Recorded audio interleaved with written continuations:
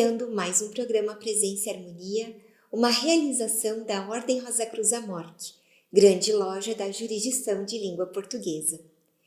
E hoje conversamos sobre os manifestos Rosa Cruzes com o Frater Marcos Rogério Chaves da Silva, que é engenheiro eletricista. Confira!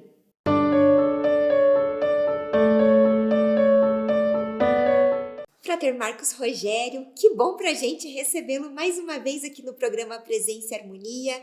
Obrigado por estar conosco. Eu que agradeço, né, a possibilidade de, mais uma vez, estar no Presença e Harmonia, de poder estar com os fratres, sorores, com os amigos da Amorque, isso é sempre um prazer. Frater, então é sempre muito bom aprender contigo. E hoje vamos falar sobre os manifestos Rosa Cruzes. Então, eu gostaria de começar perguntando, se o Frater pode nos explicar o que são esses manifestos. Os manifestos Rosa Cruzes, né, oficiais, estão em número de 3.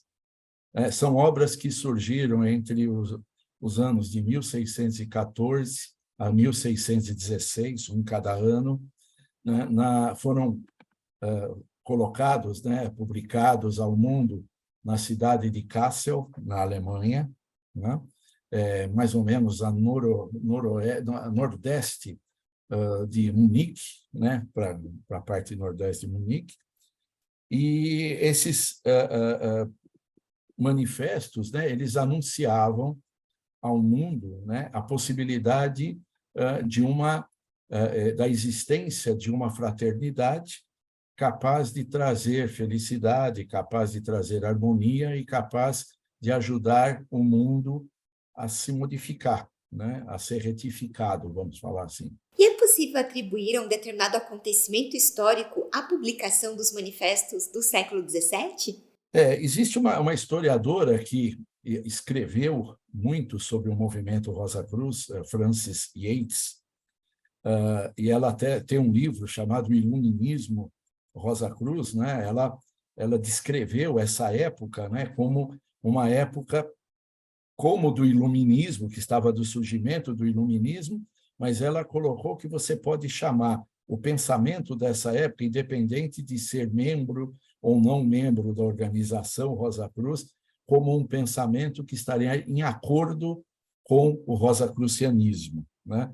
Então, ela coloca o seguinte, né? A história ela não acontece em saltos, né? A história é um fio, né? É um encadeamento de acontecimentos que a gente, quando pega uma determinada época, né, a gente identifica um acontecimento, mas para ele acontecer, houve uma série de outros acontecimentos precedentes que culminaram daquilo que a gente está vendo, naquilo que a gente está observando, né? Então, é impossível você dizer, foi por causa disso.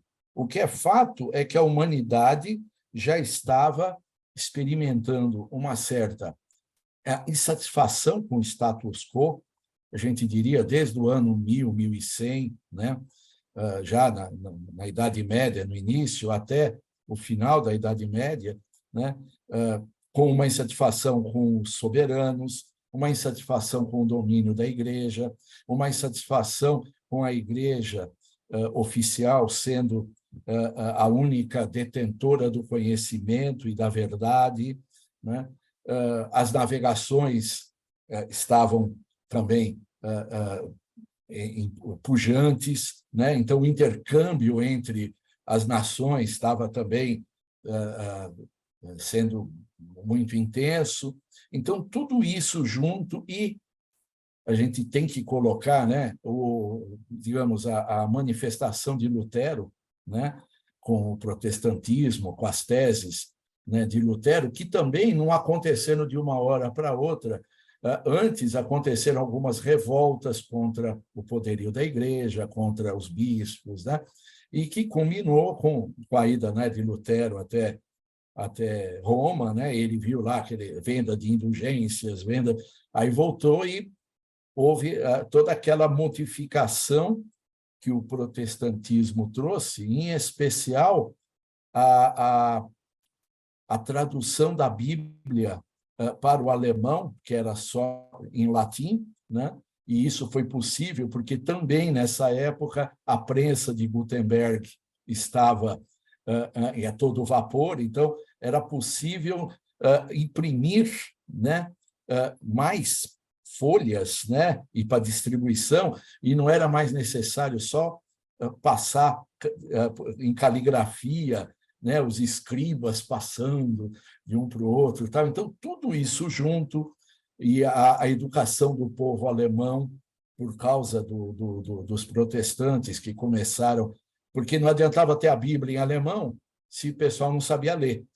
Então, tinha que ter a Bíblia, tinha que ter a escola dominical para ensinar o povo a ler, né, para que eles se estabelecessem uma ligação direta com Deus, uma ligação direta com o Criador.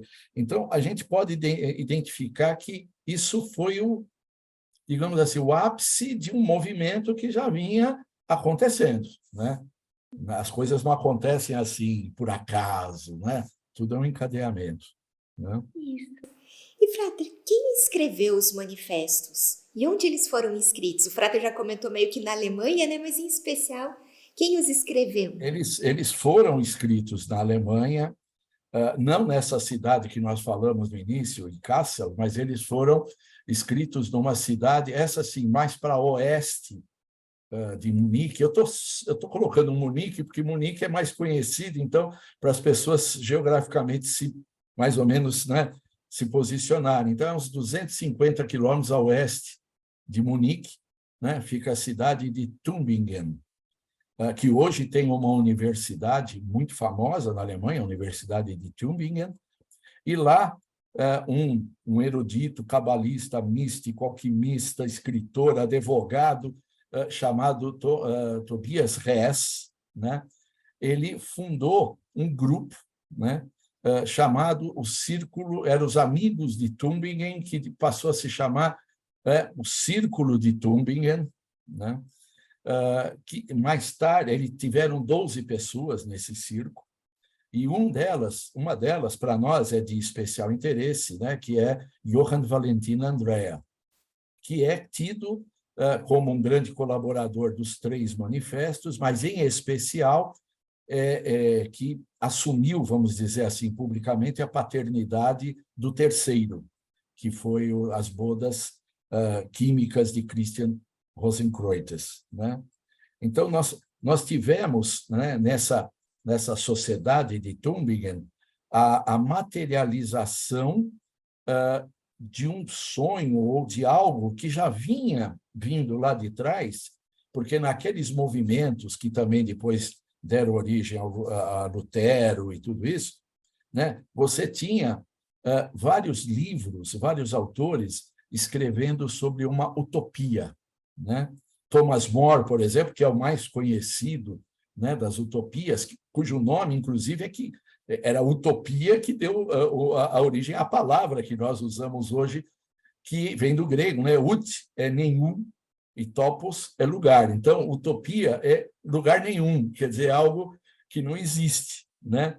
Mas que serve de estrela, como os navegadores tinham a estrela do norte, serve de norte para nós, serve de objetivo. Já foi dito que, quando eu olho para o horizonte, eu dou 2 passos em direção a ele e ele dá 2 passos se afastando de mim, né? Então, para que ir para o horizonte, né? Porque a gente tem que andar. Então, é para andar. A gente tem que estar a caminho, né? Então, essa... E interessante que existiam profecias que Deus mandaria sinais do céu. Em 1604, aparece nos céus uma supernova entre 2 constelações que nós não estamos muito acostumados aqui como brasileiros, a constelação do Serpentário e a constelação do Cisne, né? A gente na astrologia não usa muito essas 2 constelações, mas eles... E entre essas 2 apareceu esses sinais e foi tido como um sinal de que a era do Espírito Santo, a era do Renascimento, estava chegando, né? Por isso que, mais uns 4 anos, Thomas Hess funda essa sociedade, depois de 1608 ou 9, Johann se junta a eles, para, em 1614, os manifestos virem a público. E, Frater, então, comecemos a falar um pouco a respeito de cada um dos manifestos. O Frater pode então fazer um resumo para a gente a respeito do primeiro, Fama Fraternitatis? Eu vou tentar fazer um resumo bem condensado, né? Porque ele é longo, e apaixonante, né? Mas até para dar digamos, uma curiosidade, né, em quem está nos assistindo, para que pegue, existe um livro muito bom, editado pela Grande Loja, que é a trilogia Rosa Cruz, né? A trilogia dos Rosa Cruz, é espetacular esse livro, ele tem os textos dos 3 manifestos e uma introdução de historiadores, né, sobre isso. Então, a ideia é que o pessoal fique com vontade, né? O manifesto Fama Fraternitatis, ele conta a história daquilo que é chamado do pai Rosa Cruz, ou pai CR, Christian Rosenkreuz, cristão Rosa Cruz, cristão da Rosa e da Cruz, né? Tá? Que teria nascido de uma família nobre, porém pobre. Aos 5 anos, ele vai para um convento, ele é colocado num convento. Nesse convento, ele aprende fluentemente grego e latim, né? E, com 16 anos, ele resolve ir para o mundo. Ele vai com um seu preceptor, um mestre dele, e a ideia é ir para a Terra Santa, na realidade, ir para o Santo Sepulcro. Mas, no caminho, ele para em Chipre, né? A cidade de Chipre. A gente tem que entender que esses relatos, né, eles não são necessariamente para serem tomados ao pé da letra. Eles não são uma história narrativa, mas eles são símbolos iniciáticos que o buscador tem que achar ali dentro para aplicar em si próprio, né? Então, Chipre, né, ele sai, aprende as coisas mundanas, né, grego e latim, que são as línguas da época, né? E ele sai e vai para Chipre, que no Império Romano era a maior fonte de cobre, né, do Império Romano. O cobre está sempre ligado ao planeta Vênus. E o planeta Vênus é ligado ao amor. Tanto o amor carnal, mas especialmente, depois disso, para o amor fraternal e mais, digamos, num nível superior, o amor crístico. Então, ele sai dali, da Alemanha, sai do convento e encontra o amor fraternal. O seu mestre morre, né? Também é uma coisa interessante, porque a gente conhece aquele adágio, né? Quando o discípulo está pronto, o mestre aparece. Então, quando o discípulo está pronto, ele agora se torna o mestre, né? Então, ele não tenha mais o mestre externo, mas o mestre interno.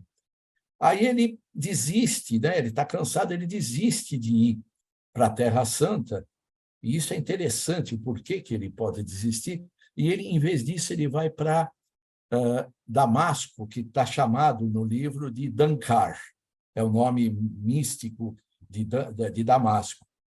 Bom, Damasco, quem foi que encontrou a figura do Cristo nos evangelhos em Damasco, né? Paulo de Tarso, né? Ele encontra o Cristo ressuscitado em Damasco. Então, se ele estava indo para o Santo Sepulcro para ver onde o Cristo morreu, ele agora, em Dankar, ele vai no caminho aonde está o Cristo ressuscitado e não o Cristo morto. Isso tem um significado esotérico bastante profundo, né? Ali, ele aprende com os árabes, depois, os árabes dividem com ele um certo conhecimento, ele vai também para Fez, ele vai para outras cidades na África, e ele vê que os sábios ali daqueles lugares, eles permutam o conhecimento graciosamente. Diferente do que ele via na Europa, de então dele, que as pessoas que sabiam levantavam seu nariz, eu sou fulano de tal, eu sou, né? E você quer saber, você não pode saber disso, porque você precisa muito desenvolvimento. Tal. Eles trocavam ideias para que todos crescessem juntos. Ele se maravilhou com aquilo. Aí ele volta para a Europa, depois de uns anos, e vai para a Espanha, porque ele vai querer fazer a mesma coisa, ele vai querer chegar para o pessoal e falar, gente, esquece esse negócio de um é mais que o outro, vamos todo mundo ser igual. Só que ele é desprezado, o pessoal faz pouco dele, não dá bola, não ouve, os eruditos, as universidades simplesmente galhofam dele, né? Ele fica um tempo lá, chateado, tal, vai para a Alemanha, e na Alemanha ele cria uma casa, né?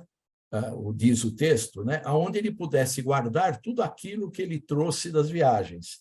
Bom, o que ele trouxe da viagem foi conhecimento, né? Então, ele criou uma casa, né? Onde ele pudesse armazenar todo aquele conhecimento para as futuras gerações, já que aquela geração não estava interessada em compartilhar nada, né? E ele chama essa casa da Casa do Santo Espírito, ou Casa do Espírito Santo. Outros se juntam a ele, e quando a fraternidade cresce, né, e começa a crescer, ele chega a hora, né, deles se separarem, cada um ir para um lugar para levar exatamente esse conhecimento do jeito que os árabes e aquele outro povo que ele tinha conhecido quando foi para Dankar e tal, faziam.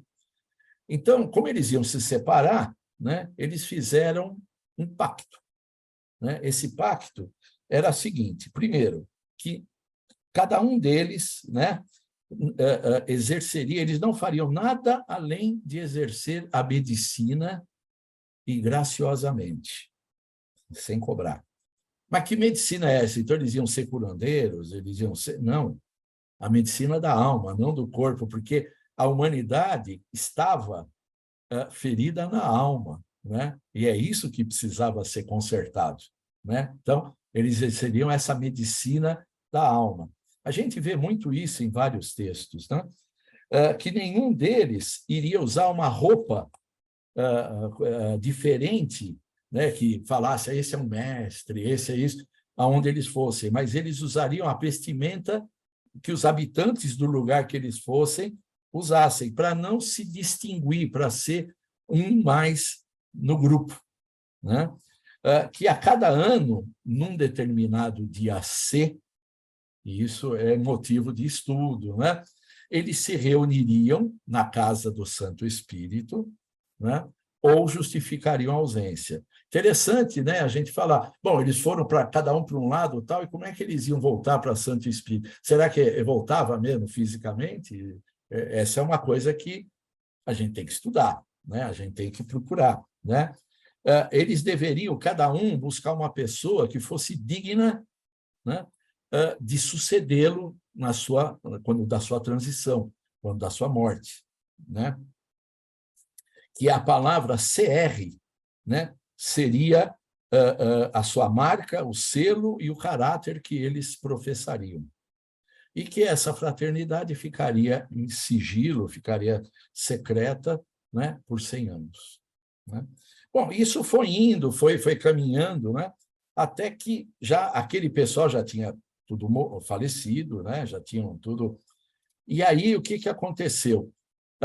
Um deles ia reformar o prédio, eles não sabiam onde tinha sido enterrado o pai Rosa Cruz, eles iam reformar um prédio que tinha uma placa com o nome de todos os antecedentes, né? Uma placa, olha só, de bronze. Bronze é a união do cobre, né? E com outro metal. Então, tem a ver de novo com Vênus, mas tem a ver com Saturno. Então, tudo isso é simbólico. Quando eles tiram a placa, tinha um prego, eles acham uma porta que está escrito: em 120 anos eu serei aberta. Aí eles abrem e encontram o túmulo do pai Rosa Cruz.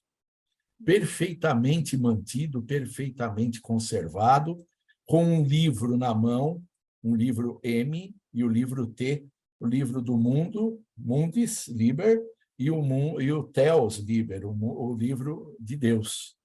Porque você tem que conhecer a natureza e tem que conhecer o Criador. Tá? E aí eles passam por uma série digamos, de experiências, né, ali naquele túmulo e acham 4 palavras ou 4 frases que designam praticamente tudo a herança, né? Não existe o vazio, o jugo da lei, a lei, né, é aplicável.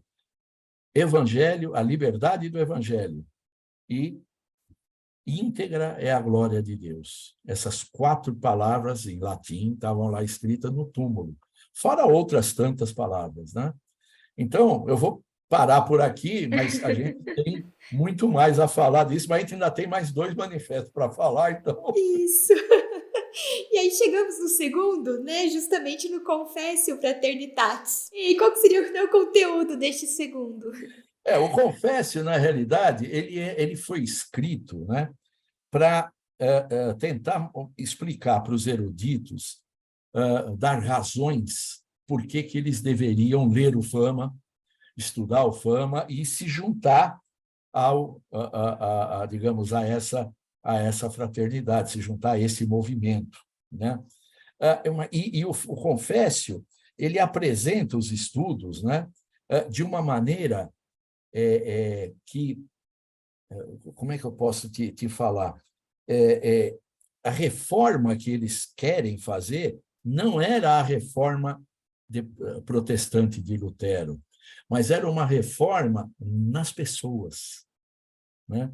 Dessa época, a gente tem relatos e tem textos, inclusive do Evangelho apócrifo de Filipe, que remonta aos primeiros movimentos cristãos, né, as primeiras eras do cristianismo, que diz o seguinte: eles não estavam interessados em criar adeptos cristãos, eles estavam interessados em criar Cristos.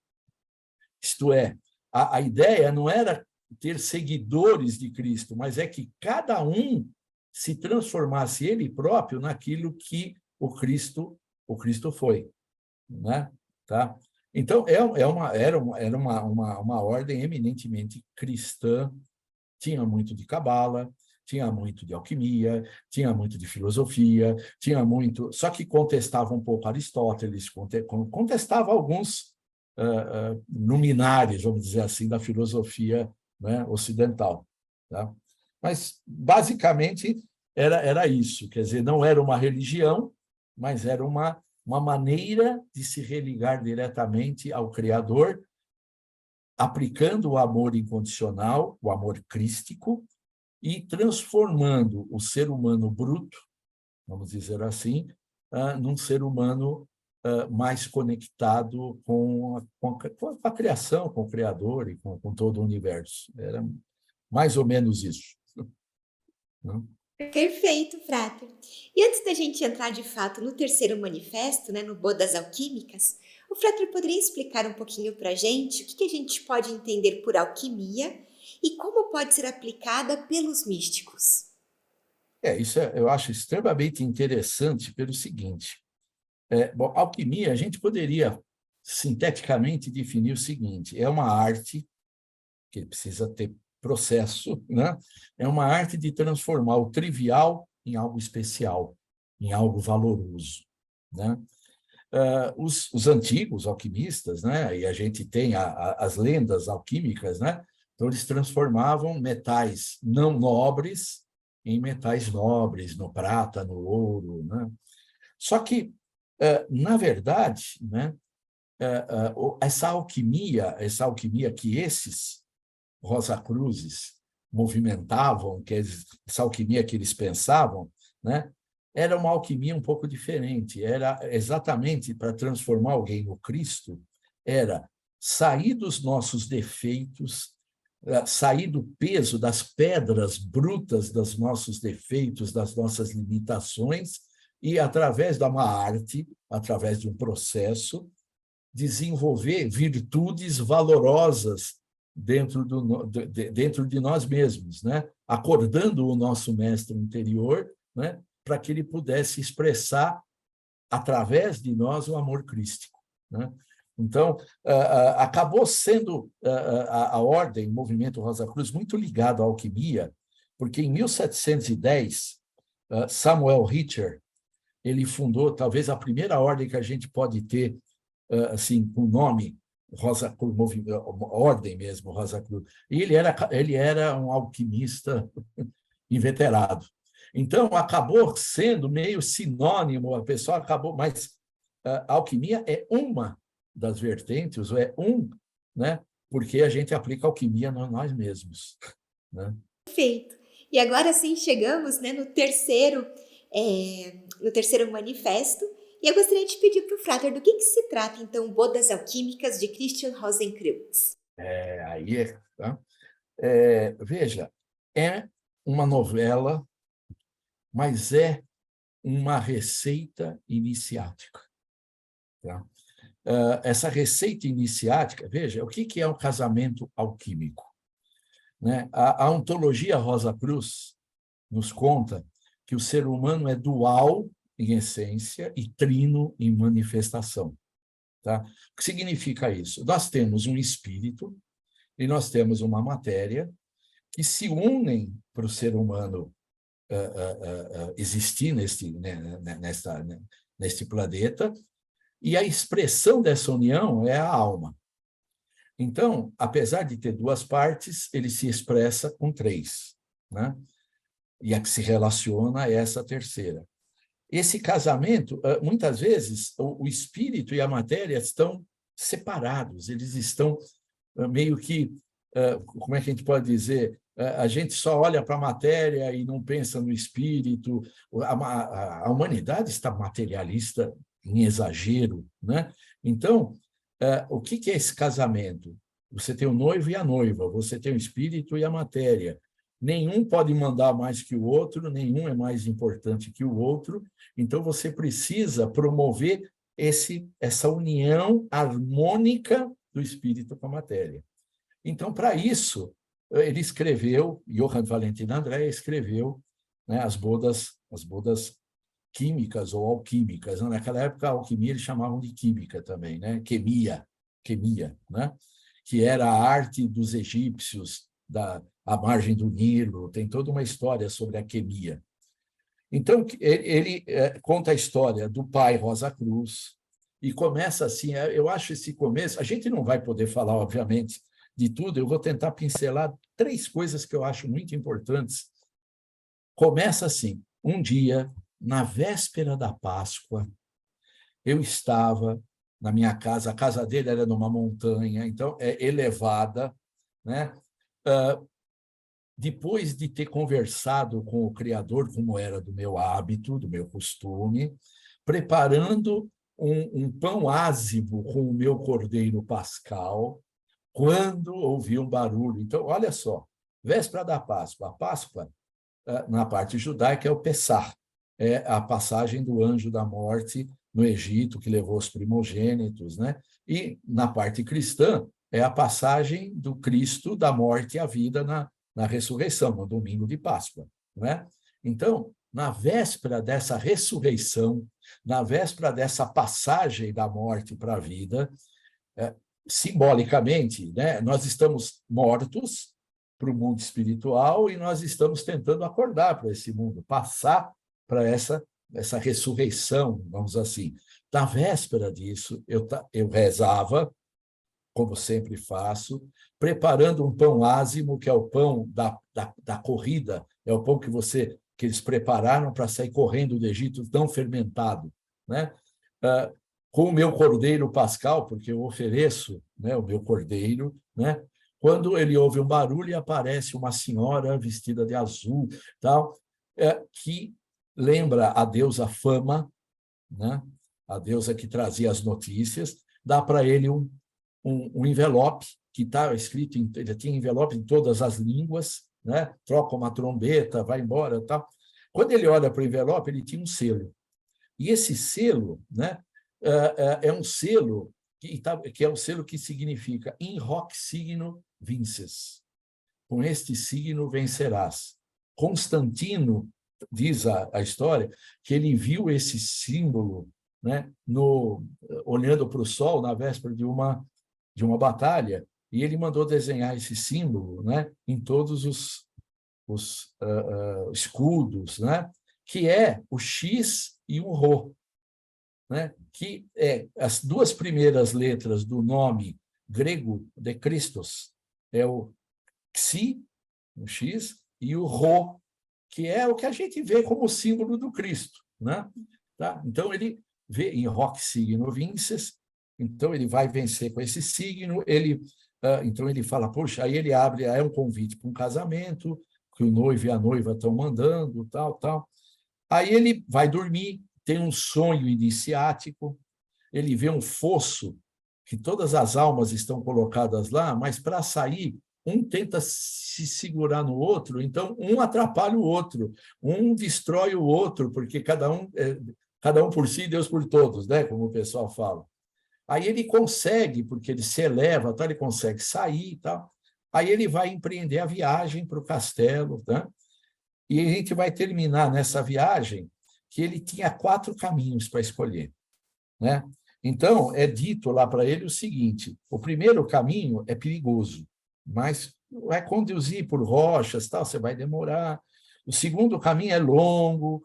O terceiro caminho, ele é maravilhoso, tem música, tem não sei o quê, mas 1 em 1000 só que consegue entrar nesse caminho. E o quarto caminho é só para quem tem a alma pura, ninguém sobrevive. Se você escolhe, você tem que escolher um dos 3, porque o quarto a gente já sabe que você não vai escolher. Uma vez que você escolheu, você não pode voltar para trás. Tá? Aí ele começa a comer, ele leva pão, água e sal, isso também é muito significativo. Tá? Ele começa a comer, uma pomba pega, ele dá um pedacinho do pão para a pomba, mas aí vem um corvo e começa a ameaçar a pomba corre, entra num caminho, ele vai atrás para afugentar o corvo, quando ele vê, ele entrou num caminho, sem escolher o caminho.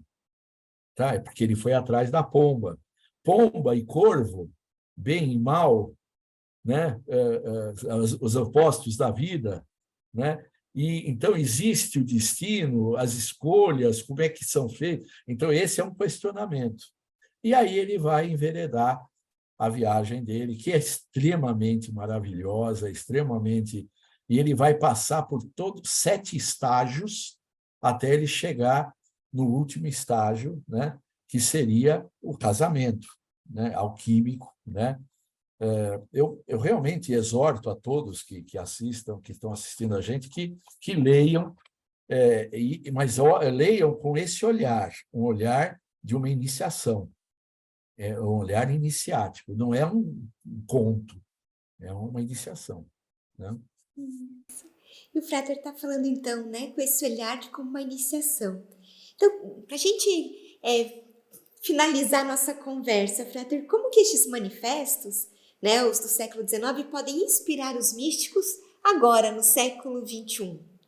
Veja, os manifestos, especialmente o Fama, ele fala da caótica situação que o ser humano se encontra, né, que os políticos, os médicos, acho que dá para achar algum paralelo com a situação atual que a gente vive, né? Então, a gente vive exatamente a mesma situação, ou uma situação muito similar ou paralela àquela. Então, aqueles manifestos, eles são atuais hoje, como foram naquela época, e são uma tábua de salvação, por assim dizer, para a humanidade, né? Para aqueles que tiverem ouvidos para ouvir. E, Frater, com base na mensagem, né, dos místicos do século XVII, o que o Frater diria para um membro que acabou de se unir aos Rosa Cruzes? Eu diria o seguinte: primeiro, sejam bem-vindos, né? E afirmaria com uma convicção enorme interior que vocês se juntaram a uma fraternidade que vai empreender, conceder que vocês empreendam talvez a maior jornada que vocês possam ter na vida, né? Porque não é uma jornada para ir para algum lugar, mas é uma jornada para ir para dentro de si mesmo, conhecer a si mesmo, melhorar a si mesmo e depois melhorar quem está em volta de vocês, né? Então, eu acho que isso é é uma experiência fantástica, né? Requer trabalho, nós não vamos, as dificuldades não vão desaparecer da vida de vocês, mas vocês não estarão de joelhos frente a essas dificuldades. Vocês conseguirão aquilo que a nossa organização chama de o domínio da vida, né? Por quê? Porque você vai saber que aquilo que você planta hoje é o que você colhe amanhã. Então, você é o dono do seu destino, né? Mas tem que trabalhar. Então, eu só posso dizer uma coisa: bom trabalho. Só posso desejar e esperar isso, né? E desejar que a paz profunda dos Rosa Cruzes esteja sempre com todos, né? Bom, Frater, muito obrigada. Eu agradeço por compartilhar e por nos instigar também a buscar conhecer mais sobre os 3 manifestos Rosa Cruzes. Muito obrigada. Muito obrigado. Espero vê-los em breve. Aproveito para lembrar do nosso e-mail presençaharmonia@morc.org.br. É muito importante para nós essa via de comunicação que nós temos com você que nos assiste. Agradecemos a participação conosco hoje e até o nosso próximo encontro. Paz profunda!